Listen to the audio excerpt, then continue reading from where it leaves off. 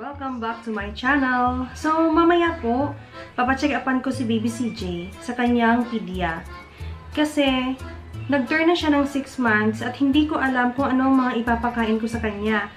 Palagay ko lang pinapakain siya ng Cerelac, pero parang nagsasawa rin siya. Yung iba kasi, meron akong mga nakikita sa YouTube na kung saan pinapakain nila ng fruits, ng vegetables, at kung ano-ano pa. So, ako, hindi ko alam, kasi first time ako, hindi ko alam kung anong mga food ang pwede sa kanya.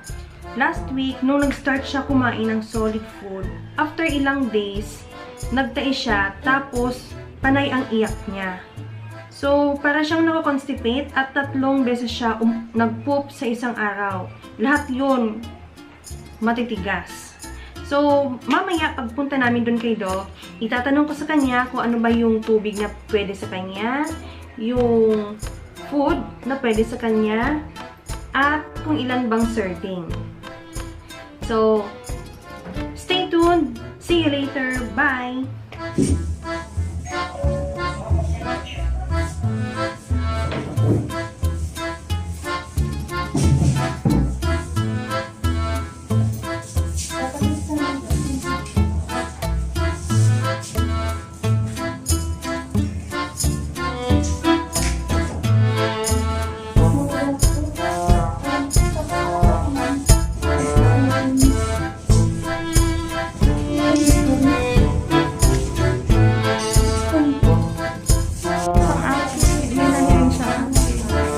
Hihiling niya man ang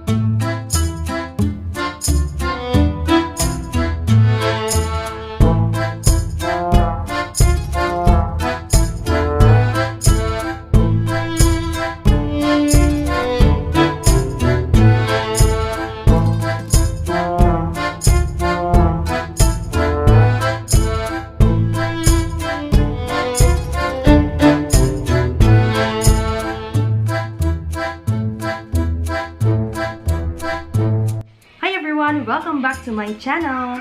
So, ngayon po sa videong ito, gusto kong ibahagi yung napag-usapan namin ng aming pedia ni Baby. Kasi kanina, pumunta kami sa pediatrician ni Baby kasi palagi siyang nako-constipate since mag-start siya mag-solid food.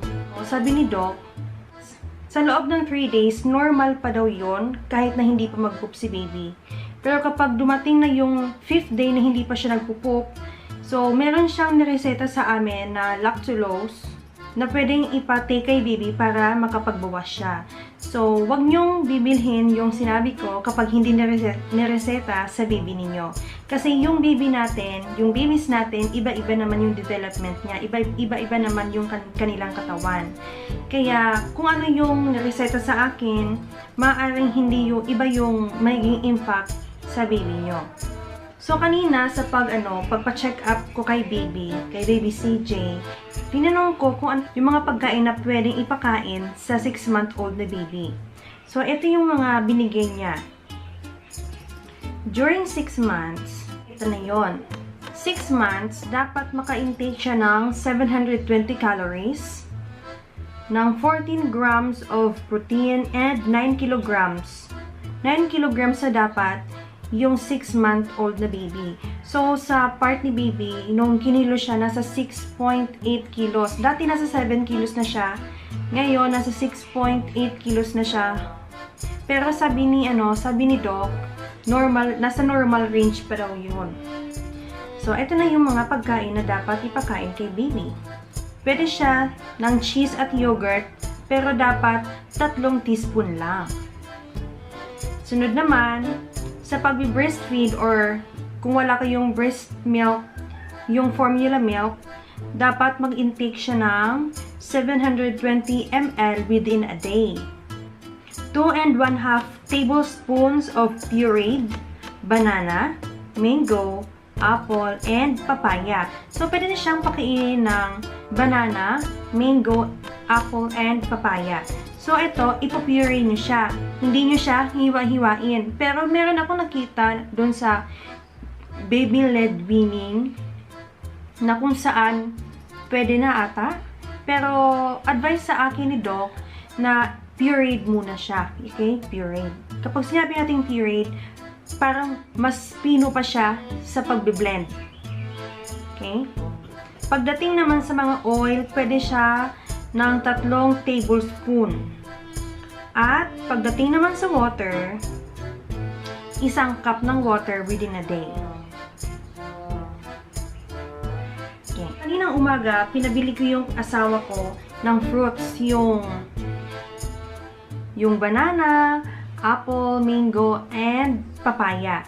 Tapos, nag-puree ako kay baby. Ito na siya. Nag-puree ako. Trinay ko yung nabili kong